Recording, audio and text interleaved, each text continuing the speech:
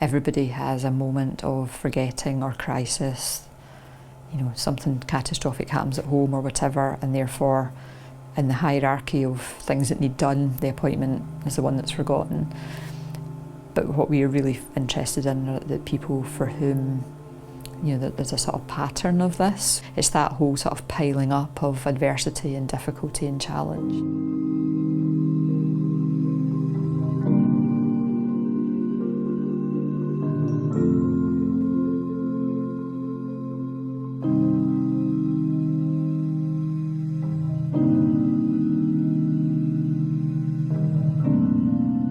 When you start looking at who's most at risk of missing multiple appointments, you're often talking about people who have lots of long-term health conditions, chronic health needs, often multiple chronic health needs, physical health and mental health. If you take a slightly broader view of it, you start to see that some of the causal things and some of the issues are issues that affect lots of groups who experience social exclusion, marginalisation on lots of different grounds, or who feel that healthcare isn't for them, who feel that going to an appointment isn't for them or isn't going to bring them any benefit. And sometimes that's because there are so many difficult things going on in their lives. So for example, if somebody's experiencing homelessness, they're quite possibly being accommodated far away from where they would normally access primary health care. They might be paying up to £300 a week for that accommodation if they're in work, which then means that they maybe don't have the money to travel, which then means that they're not going to make the appointment. The bit I suppose I'm particularly interested in is when people are missing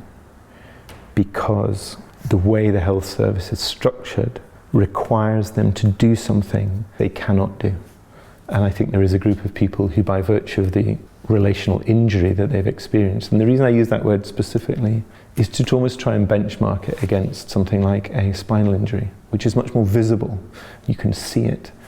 Whereas a relational injury you can't see, so it requires them to do things like meet people in strange buildings, go into rooms, have the door shut behind them, have somebody become interested in their vulnerable states. There's an aspect of what I would describe as the punitive drift of social care or any care in a way, because it feels like to me that the model is very much at the moment in time the survival of the fittest. You know, people that are marginalised and kind of maybe can't fit into that type of model aren't being included. Some of them maybe they just feel not to go to the hospital because maybe the way they've been treated previously. So they feel like, I was not satisfied. Better I stay home and just continue taking the same medication. I had seen the demise in my own local area with the advent of medical practices and health centres. I noticed one day that I no longer had a named doctor and it became kind of faceless. And then I was seeing adverts on TV that told me about the NHS hemorrhaging money, how it couldn't cope with the numbers. And it kind of almost turned me against the NHS. It became this big thing in the distance as opposed to being part of my local community. I was a wee bit, not angry, but a wee bit frustrated because I'd had a named doctor right up until I was 13, 14, and then all of a sudden it just disappeared. Every service is designed with an ideal patient in mind. This kind of model of a person who is able to use the service exactly the way it's designed and has a completely seamless run through it. That person probably doesn't exist, but the model of that person, particularly in primary care, often is a model that excludes a lot of people. And when it excludes a lot of people, those people are placed in a sort of deficit position relative to that model. Anybody who has kind of multiple challenges that they're facing are going to likely be asked to explain their story over and over again when they access services for help. And I don't really like that, especially given my background and my past and my history. It's kind of difficult to tell your life story to 4 or 5 different people who have got 7.5 minutes. If you're being misunderstood all the time, but you're also explaining yourself all the time and still being misunderstood, it's really easy to just throw the towel in. Primary care, as well as other types of public sector organisation are set up so that There are greater and greater clinical expectations of doctors. There are organisational issues that put a brake on the ability to identify that weight that's sitting on particular individual patients. I mean, I say this a lot, but health services are generally by and large set up by middle class healthy people. There was a really interesting paper published in 1971 by a chap called Julian Tudor Hart, who described a thing called the inverse care law. And in the paper he had this lovely phrase where he sort of says,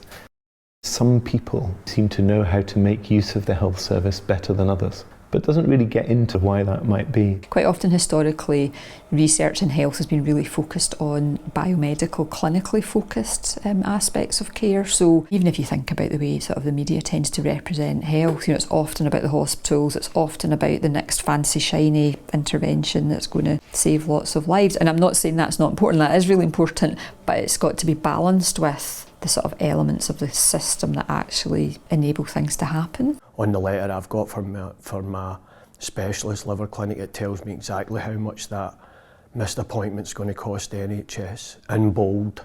How organisations, not I think through any deliberate malevolence or anything other than unconscious processes, end up actively excluding people from healthcare because the person is not relating to healthcare in the way that we have set the healthcare system up. So that's one of the reasons why bringing experts by experience into the frame are really important. I think where structural competency comes in is, yes, you need to listen to the needs of individual patients to have an understanding of their circumstances, but it's also about a more structural understanding, a more political understanding of how the world operates. As a health service, what we are focused on is outcomes for people. So we're wanting everybody to live healthy, long, fulfilling lives. And the problem I have is that it's far too much focused on the majority, and it's not focused on the groups of people who die early, who end up really ill really early, and who services don't meet their needs. We're very good at locating the problem into sometimes the most vulnerable members of society. They didn't turn up. What we're not so good at is then reflecting on the disappointment and thinking about whether it might tell us something about how we are set ourselves up. I think people could quite easily perceive it as you're not there, therefore you don't care, and not understand that actually it's not about personal choice. Even if some of the research can help us to be able to articulate that a bit better, that for me would be really, really great.